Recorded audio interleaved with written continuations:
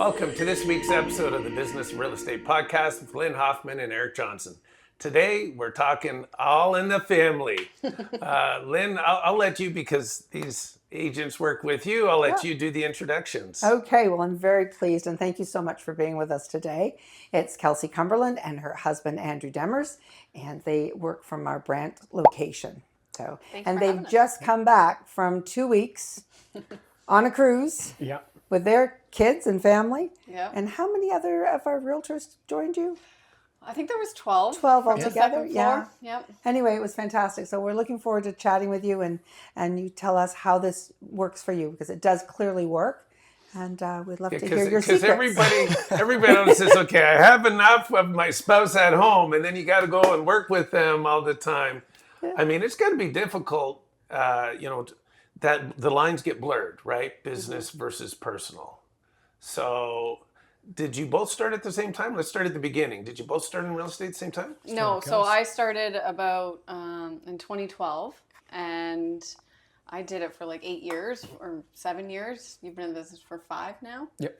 And it was COVID, and he had actually gotten laid off, and I was so busy. I was like, you know what? They're switching it to a college course. Do the course now in case you ever want to do it. Mm-hmm. And then he did it, and my business was taking off, and he was helping. And then he was like, I'm not going back to work. Yeah, it was just kind of the perfect timing for everything to happen. Yeah, COVID was an interesting time because a lot of really great things happened because of that. Mm-hmm. It changed how we work, so now you work more from home, although you do have an office. Mm-hmm. But it just changed the whole dynamics of everything. It did. Very different. Yeah. Yeah, so I started and he joined in after, and we just renewed our vows after 10 years. Nice, when we congrats. Nice. So we talked about how that was like the best decision we ever made, and working together. And so I'm always curious, because I remember an old neighbor of mine where their parents, the mother had been home, like doing her own thing for so long, and then the dad retired being a pilot, and it drove her nuts because now he's in her business.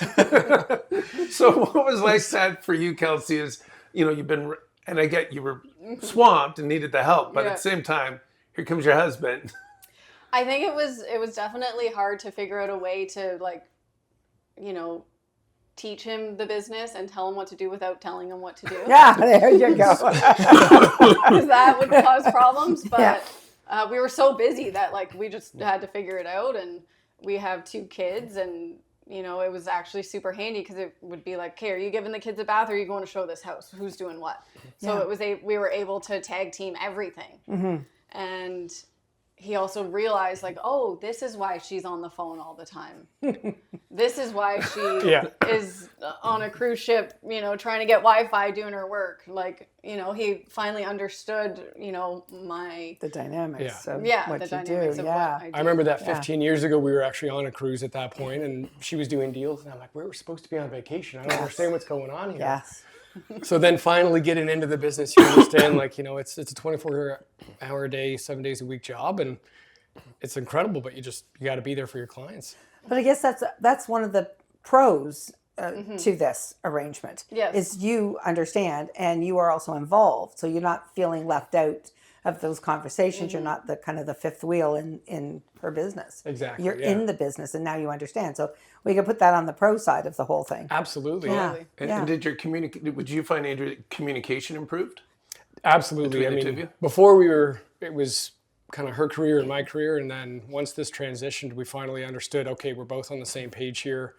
Like you said, one person will handle one thing, and then the other person will handle the other. Did you find that division of things between household duties, family duties, and business duties, did you find there was sort of a natural division? Did it kind of flow, and just without either one of you having to say, you do this or you do that? Did you find there was a natural flow? I think so. Like, he has his strengths and weaknesses, and I have mine, and we kind of, play off that. Like, he's really good at, like, dishes and laundry, and I'm not. So I'm really good at waking up with the kids and making sure they get off to school and whatever. So we just know our strengths, and we fill in the gaps with showings and offers. and that's really nice when that can sort of happen organically like that.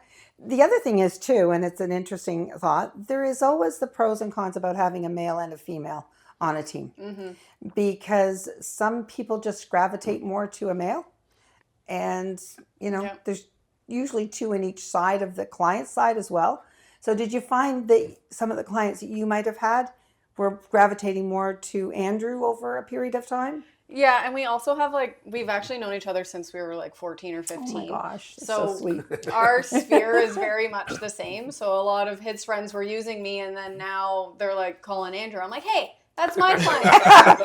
But it's all in the family, so it's all good. It's all the same bank account, Exactly, right? right? That's all that matters. Yeah. So it definitely, and then yes, like if we're at a listing appointment, you can kind of read the person, and if they're like gravitating towards Andrew, I'm like, all right, you take the lead. Like we can kind of feel it out and figure out who. Because there always is that when you're talking to clients, there's usually 2. Yeah. And sometimes you don't know which one of those 2 is the lead of the 2. But when you're talking, it can become pretty evident. So this way, they have the best of both worlds. I also really like leaving those appointments and being like what did you think when I said this, or I'll be like, oh, you need to practice this more or whatever. Like we give each other tips, and then it helps us do better at the next one. Yeah, because you have someone witnessing what you're saying and doing. And you get that proper feedback. Yeah. It's always good to have 2 sets of ears on those things. Yeah. They did just say a very interesting word, practice. Do you practice before you go out to one of your meetings? On the car rides, we'll be there just kind of discussing, okay, who's going to take this lead for this conversation, or how I'm we like, are you talking numbers? Are you talking, marketing? Emotion. So we'll usually divide and conquer, and if it was his listing lead, he's the one doing the comps, and I'm the one, talking about Remax or about our team. And Right. Sometimes we say like, I don't want you to come with me, or he'll say, no, you're not coming with me on this one because he's super confident, or I might take over because, it naturally flows for me.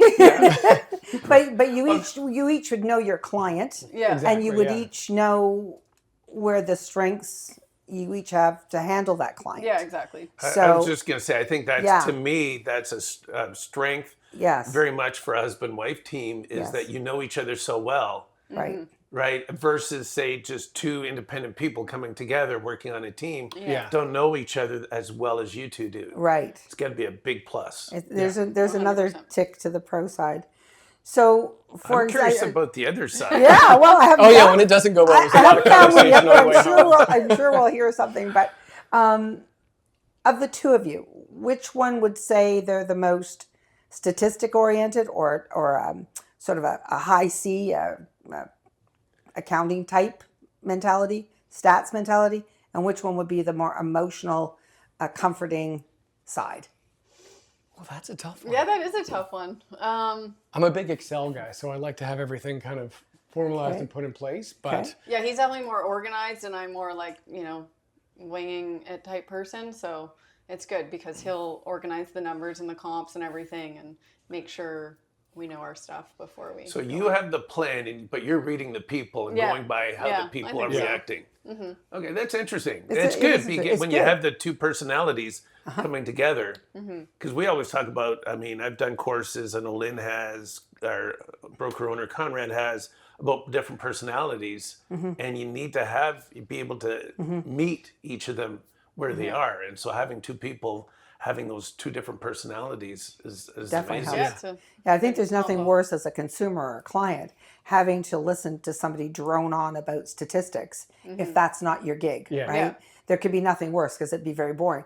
So when you have the 2 of you and you're both reading the room, you can present your spreadsheets and your stats and your comps, but you still have the other side softening off with the emotion or the staging or the other marketing aspect of it. Yeah. And I feel that someone really wants to see like the pen and paper type stuff at the listing appointment. I'll be like, okay, Andrew is going to tell you about the comps. And then, we kind of feed off each other, and like we'll have one-liners where, I'm like, oh, you don't want to know about that or whatever. And we kind of can just tell by the way one of us is talking that we know which way the presentation needs to go.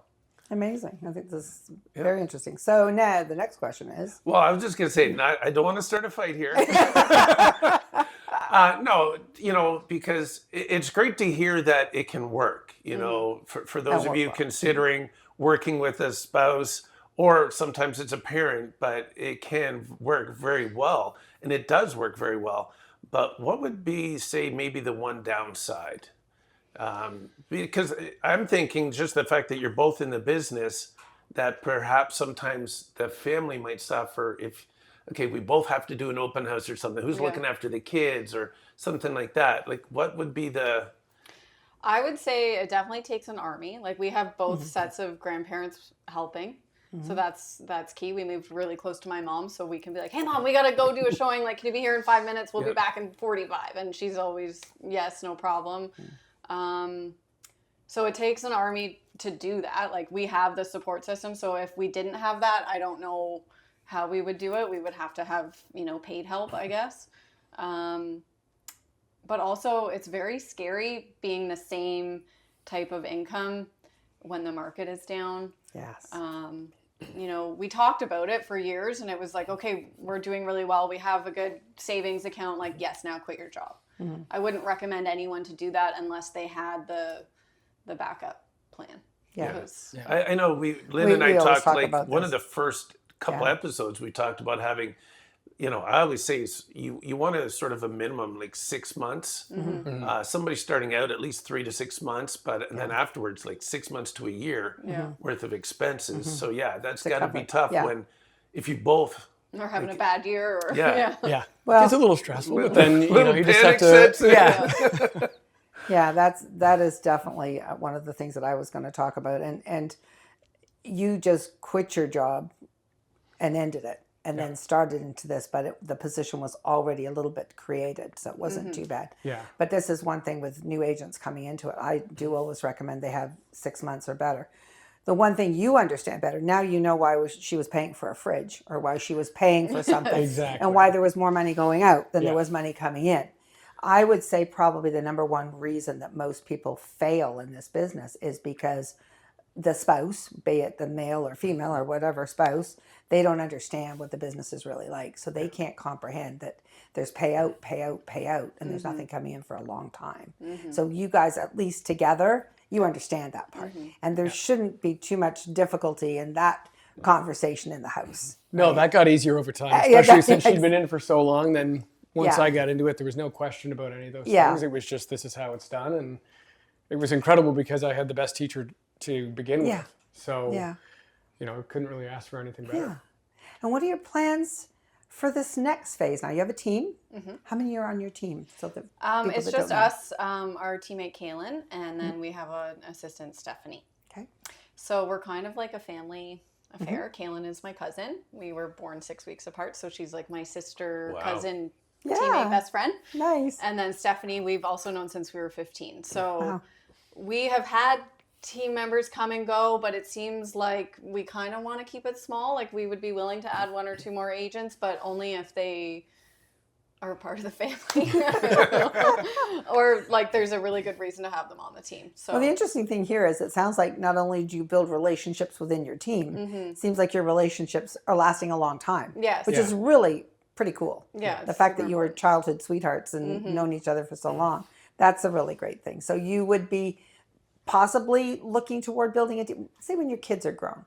When your kids are off to school, Yes. university, is that the time you're going to do more cruises or is that the time you might ramp up? Well, both, I think. Yeah. We always joke to Steph and say our goal is to get you an assistant.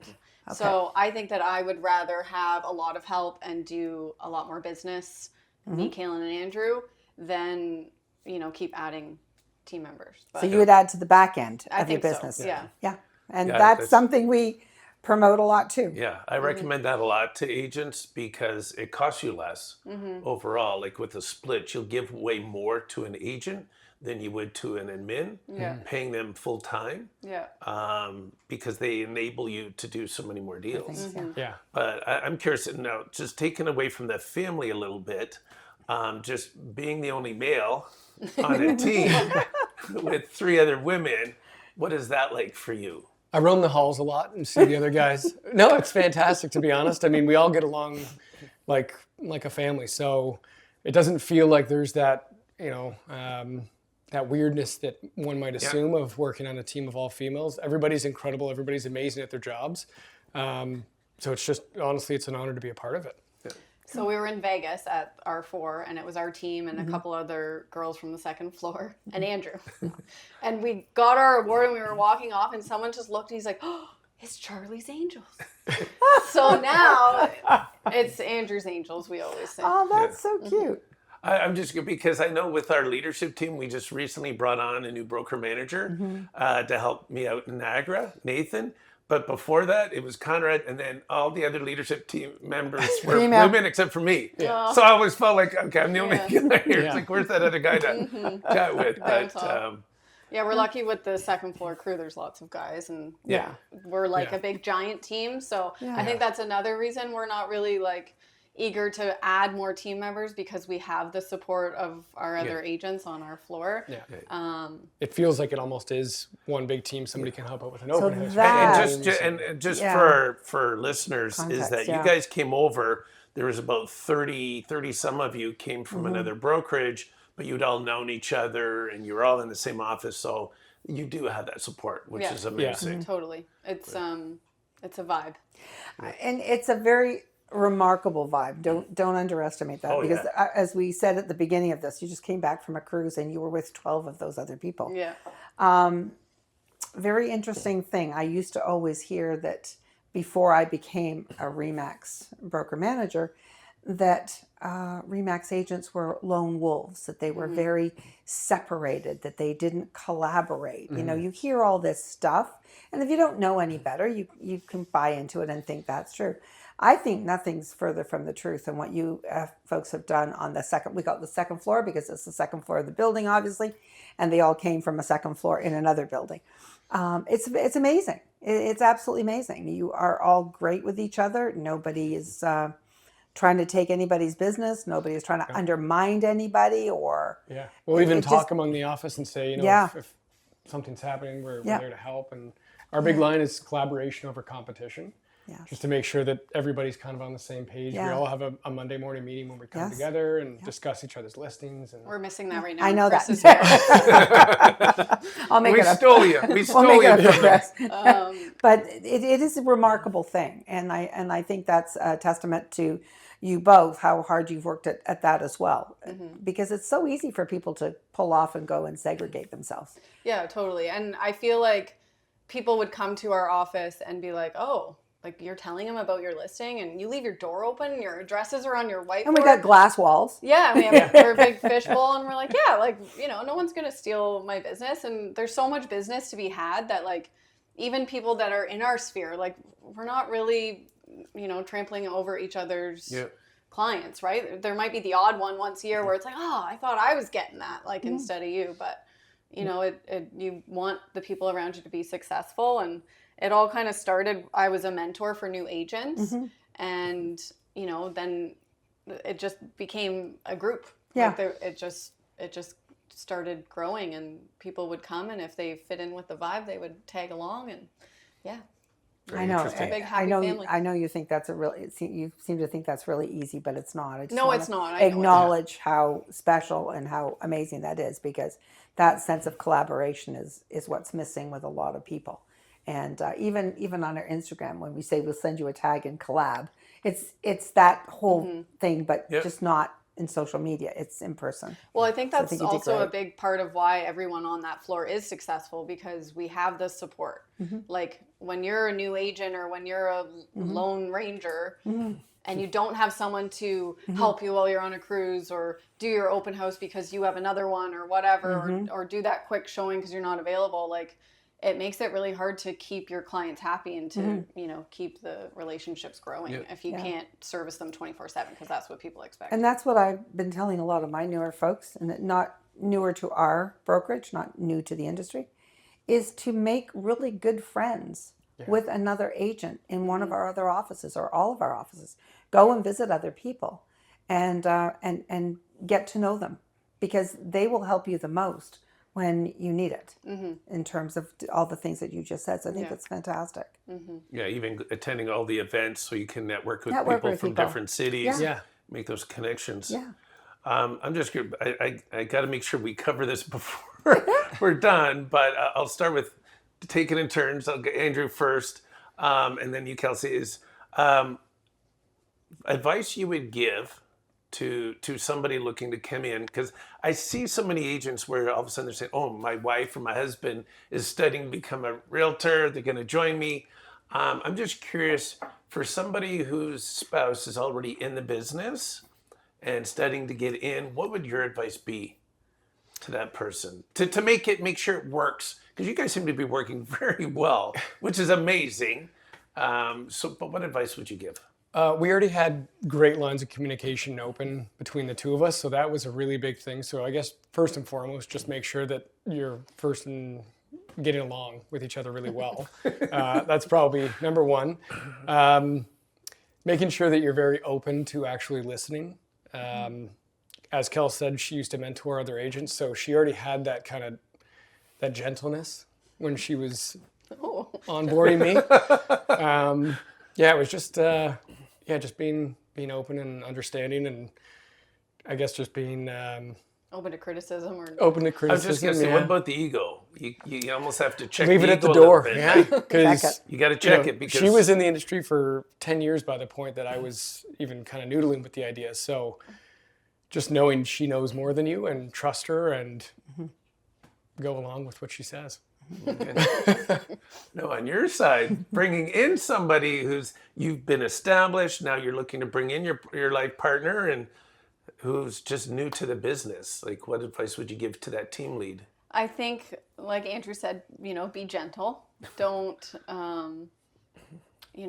it is an ego thing. Like, you want to make sure that you don't offend them by, like, trying to tell them what to do and best and whatever. Like, I feel like I worked really hard at making sure I stopped and listened to what he was saying and, gave the advice not as a wife, but as a mentor as well. So, honestly, I don't know the answer. I feel like it's a really fine line, but you have to respect them as your partner in life and as your partner in business. So, yeah, I think it's just... I think one of the things that gets in the way of some people is a bit of a competitiveness. And I think if you start competing with each other... Yeah, it's not good. It's not good. And I have seen that from time to time with some of our... I see that in my own relationship. My wife works with us, and sometimes even at home, we're just like, we both want to lead. But that has to stay at the door too, the competitiveness, because you're basically taking two people, turning them into one with one goal, and don't compete against each other. So there's just a little thing, and I guess it's probably kind of a normal thing. I don't know.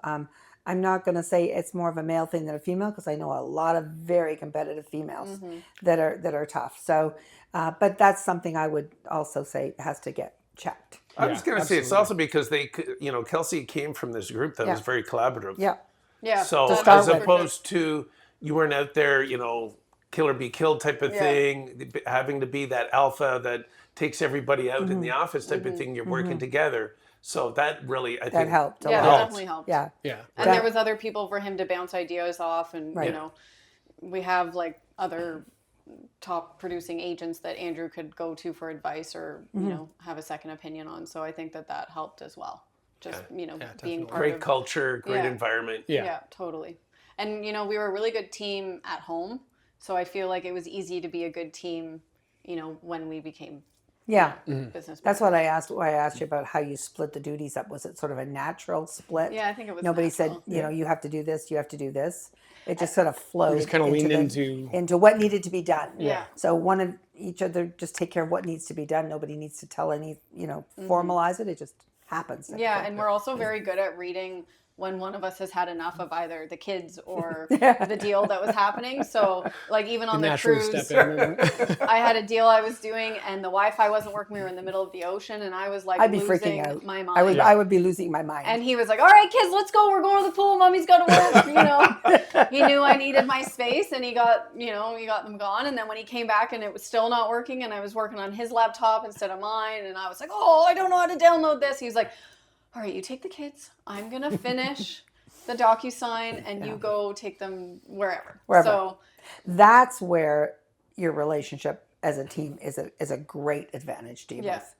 100%. Yeah. That's where it's great if it works, and obviously it's working. So I think that's pretty cool. Yeah, versus say like two separate people, but being there together in that household being able to step in instantly and help each other out versus having somebody outside Exactly. trying to bring them in. Where there might be that kind of competitiveness. Yeah. Which we leave that for Or the not golf being course, able so. to react right away, right? Because you're together. So it's like, I know where to get you.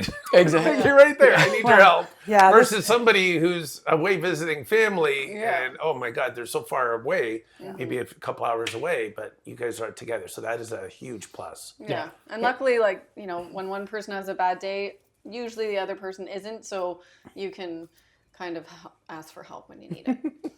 I think those are all reasons why it's really good to be in the same business together, because Definitely. if you weren't in the business and Kelsey was having that meltdown, as I would have with the Wi-Fi out at the sea, you wouldn't understand that meltdown. No, You I would wouldn't keep have the kids out of the room and just hope for the best. But you just wouldn't- coming back and seeing But you her wouldn't still have struggling you was- wouldn't have understood exactly No. what she was going through and how best to help in that the situation. timing, the stress, everything. That would was probably just cause sort an of- argument. Like, Probably, he would be like, I'm on absolutely. vacation, you know. I and know. I'm freaking out about a DocuSign, and so that did happen. You know, before he was a realtor, we would, you know. Yeah, He would be and like, "What the hell?" understandably. So I'm not suggesting that everybody that's married should both do the same job, because it does have its stress levels as well. And the one is the income. And, you know, if it's a down market, then you're both in the down market. Yeah. Yep. But the best thing that, when we talk about it all the time, is how to plan for finances. And I mean, you did my Buffini course last year, I guess, last fall.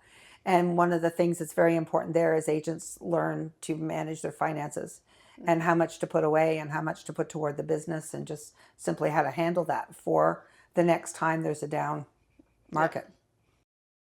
I think that was great what you're doing. Yeah.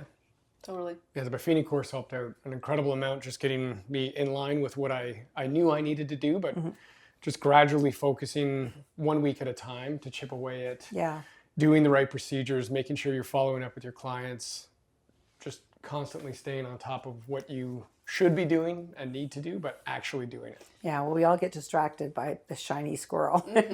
You know what? That was actually a big thing for us too, because I feel like Andrew was in a bit of a lull, and I was trying to tell him what to do, and he's like, yeah.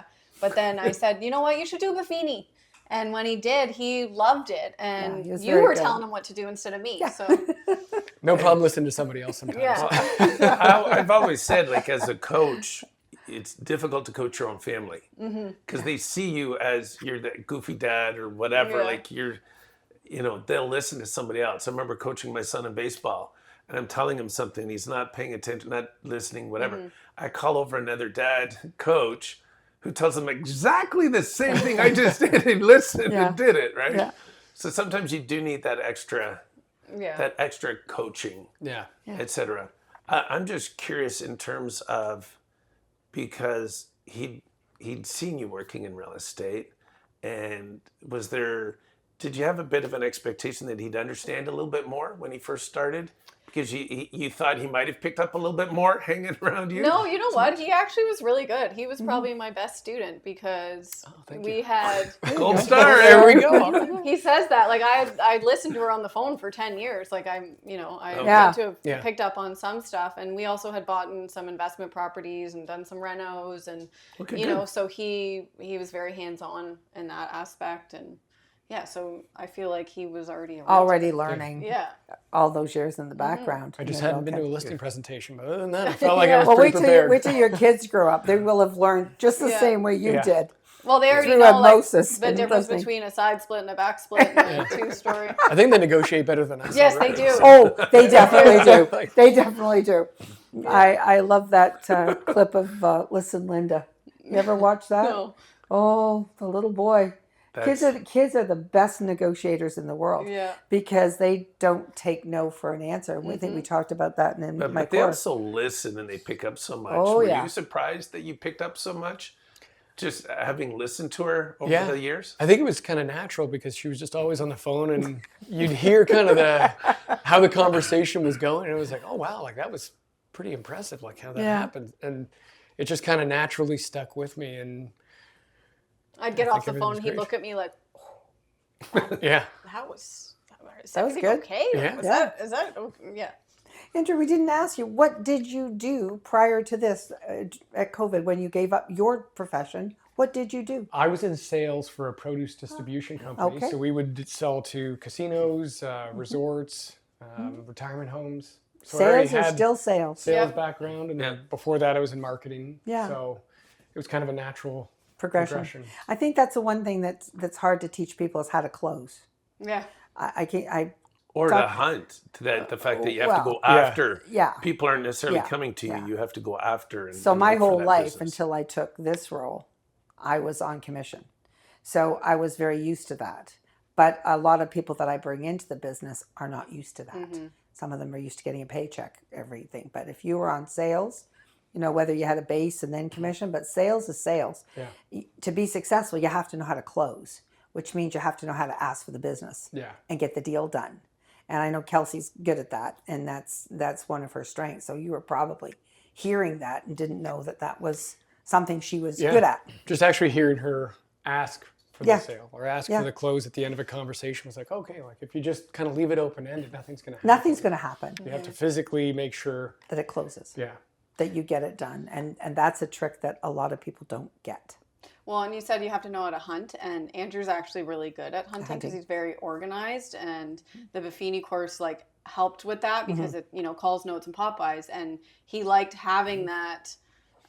The dashboard was key. Yeah. He would Yeah. actually break down, okay, you know, these are the people you have to contact today. And Yeah, he's And much it's better very- at that it's- than I am. It's very numbers driven. I mean, if you want to get to this is what you have to do to get Yeah. there. And then if the two of you are executing that, that's even better. And He also Both has to good hunt closers. a little bit more than I do because I've already worked my sphere for the last Yeah. 15 years, and my sphere is his sphere.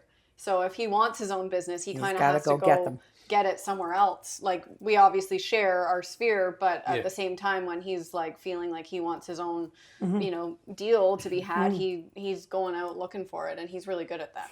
this is an interesting conversation too, because take away the husband and wife part of this and just call it a team. One of the craziest things is people join teams thinking they're going to be fed the deal. Like they're going to come to the trough and get fed. No. You still have to learn how to close. You still have to learn how to hunt. You still have to learn how to do that. So here you two are already with an established business and you're still going out to do that because you understand you have to. yeah. I'm having a heck of a time getting people that are joining a team to understand that no, it's not a free ride. No. You have to still go do these things. Yeah. I mean, the first couple of years when Yeah. I started, I was solely focused on leases just so that It's good. I could start building a rapport with clients. And it was people who were first time renters, knowing that eventually they would have to Sure. purchase. So it's, Yeah. you know, it's not hoping for a paycheck the first week. It's playing the long game, knowing, you know what, these are going to hopefully be clients for a while, life ideally, but you have to kind of lay the groundwork to be able to get to where you want to be. Build the pipeline. That's Yeah. another interesting point. There's two people that come to my mind over the years that started out with nothing and no background, and they built their business totally on rentals. And and I've got another one that's coming up that loves to do them. She's looking for rentals. So a lot of times agents are too busy. They don't want to focus on that anymore. But you know, you do 2 or 3 rentals a month. That's Well, and that's more they income turn than the into average person. buys. Oh, yeah. Well, they do later, but still, Yeah. it's when you have nothing and you've come from a Yeah. paycheck job. That's a pay. That's a It's week's pay. Yeah. it's a good pay Yeah. if you do Well- 2 or 3, and when you get good at it, it gets easier and easier and easier. Well, I we have think quite the Andrew system. used the word rapport, and for me, I'm always Yeah. keying on certain words Yes, that people yes. use. But I remember hiring this agent. He was somewhat new to the country. He did like about 30, 40 leases that first year. Mm-hmm. And 3 years in, he's making over $250,000 a year. Like, because he would go everywhere, anywhere for these people, Mm-hmm. and they would refer him left, right, and center because he took good care. And I think the big thing is it's the relationships. Yeah. I've always said, build relationships, the money will follow. So you talk about that rapport and understanding sales. Sales is all about building relationships. And Kelsey, you've done such a great job that you now are benefiting from that repeat and referral business, right? And I think and the fact that you two communicate very well, you know, as a couple working together, that's the key. Is that just goes to show that the relationships and building those relationships and the communication is what's going to build a strong team and a strong business. Totally. And I think that's key. Like if you are out there thinking of working with your spouse, it is about building that rapport, having that open discussion, being able to have those conversations, sometimes difficult, but that's how you're going to survive and build a strong team. So kudos to you guys. That's like 80%, maybe even 90% of our business is repeat and referral. And we're all about building a relationship. So we do buy a lot of fridges or, give up some of our commission because we made a mistake or, our clients are really upset. Like that, our clients are most important. So we always, do what we have to do to make sure they're happy with our service and our phone. That's a great way to do business, though. It really is. But you'll still have to bring in fresh people and move things along too. But the two people I know, they ended up doing over 2.5 a year. Yeah. And they started from doing leases that nobody else wanted to do. It's funny when people say that Nobody because wants I'm to like, do them. it's your sign on the lawn. Yes. It's, something to advertise. Yes. And it's, people calling you. Like that's what could be wrong with that? I guess for me, I just wonder. Absolutely nothing. I guess for me, I just wonder where people stop thinking that it's great to service these clients and provide a service and take care of other people, because that's the whole key to it. When you do a great job, they're going to tell somebody else. Exactly. And then you're going to get to help somebody else. Yeah. And if you had, and I know you have more than this, but say somebody just had 20 deals a year, if they get one more referral from each one of those, you could potentially double your business in a year. Totally. And that's amazing. And we actually have, Andrew has a really good email that he sends out to potential lease people. Like we have our lease listing, but then if we get leads, it's like, we can help you out, but we need this, and this. And, it saves a lot of time because we don't waste time with people that don't want to, provide the information they need to provide. So he has a really good system that it's not as daunting as some people find it, because it's, we only... He does it. You have to do that so you're not wasting time. Yeah. Exactly. But the other thing is the people that you've put into rentals, when those rentals are expiring. Exactly. And about 60 days prior to those expiring, you could be potentially looking at starter homes or other properties for them. So you have that hidden information of all these people you've put into rentals. You know when they're going to be ready to buy a home. Exactly. That's like having a whole pillar of clients waiting to have somebody do something with. And we always do client events, and those are always people I invite because it's a nice kind of soft touch point where you can still stay involved. Even if they don't come, you're still at least sending the invitation and asking how they are. And that's an interesting point. I've never asked any of my agents that. How many of your rental clients do you invite to your client appreciation parties? We invite everybody pretty much. I think that's a great idea. We don't really do like small intimate parties, but we always do fun events and but stuff. But I'm just wondering in my brain here now, it might be a question. If I asked an agent that has a lot of listings or does a lot of, full listing purchases, how many of your lease people do you invite? I think all of them. we usually invite all of them. I know you do. We have the whole list. I'm just wondering how common that is. Because my instincts tells me it's not that common. It's funny because we just treat them like that's right. They're a client. There you go. Think about the paycheck. We think about them being in there you I are. think that's what happens to a lot of agents. They just look at it's a lot of work for not a lot of money, but they don't see the long game. Right. It's only a long game. That's right. So I was like, before we wrap things up, is go to our guests and just say, is there anything that we haven't asked or talked about that you think that agents out there would like to know or need to know about, working together as family? I always say that we're always together, but never alone. So we try really hard to plan date nights or a night away, or, even when we have not a lot on the docket on the day, it's like, hey, let's go shoot 9 holes or let's go for lunch. Yeah. And I think that's really important because everyone's like, oh, you're together 24/7. It's like, yes, but we're never alone. Like we're always with our team or we're always with our kids. So we really do try hard to plan those monthly dates or escape when we can, when it's just the two of us. Okay. And you should put those on your calendar and mark them non-negotiables. Yeah. Exactly. You know that. That's Buffini. Yeah. Right. Yeah, we definitely, I would say that is my biggest piece of advice. Make sure that you make time for each other, not just your business or your family. It has to be for you too as well. I would say get a great crock pot because it will save so much time at the end of the day. You do that in the morning, you come home and you're ready to go. It's just a lot less arguments about what's for dinner, and There you that's go. always the big conversation. That's such a practical piece of advice. We did that this morning. Very good. Very good. We weren't late either. So. No, you weren't, and traffic wasn't good, so it was amazing. Yeah. And it's funny. Sorry, you said something I can't leave without asking That's this, because you mentioned about we're never alone. So what about when you do need that alone time? Because you guys are surrounded by family. It's not just the two of you, but like you said, the rest of your team. Like I said, we can read each other where it's like I'm having a rough day, like I need to go for a walk, or we both work out, we both play golf. So we do that together and separately. So that's usually our self-care. We have a dog too, so whoever needs some alone time can go for a bit Walk of the walk. dog. For a walk. Yeah. So yeah.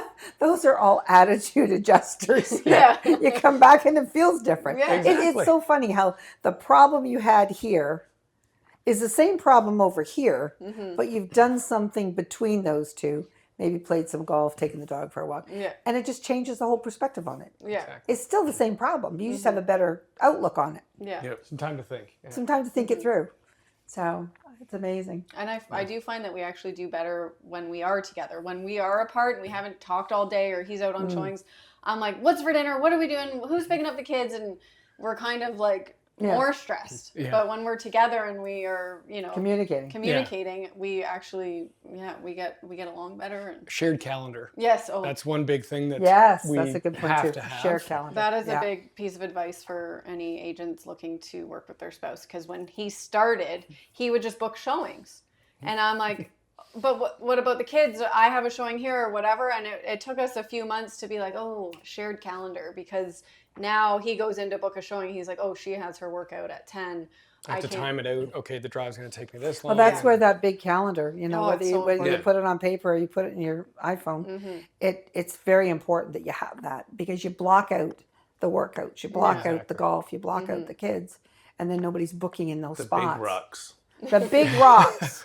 Now we know all about the big rocks, but it makes sense as long as you have the ability to say to people confidently on the phone, "I'm sorry, I have an appointment at that time." Yep. That I'm not available at that time. Don't. So many people just jump and accept when the person on the other end of the phone might take any date they gave them. Yeah. Yep. And you've just blown your date night, Yeah. right? Yeah. Or date time. Date 10 minutes. That's awesome. We just want to thank the thank you both of so you so much. much for coming on. Thanks for Thank having you for us. having us. Yeah, that was It's a excellent. lot of great advice here for agents. If you're thinking of, getting into a team, starting up a team with your spouse, use these two. As the gold standard. the standard. But no, there's a lot of great information. Thank you again. Thanks for having us. Yeah, thank you. That was fun. It'll be fun. Thank Lots of each fun. and every one of you for watching and listening. We really appreciate all of you, and we look forward to seeing you the next time on the Business Real Estate Podcast with Lynn Hoffman and Eric Johnson.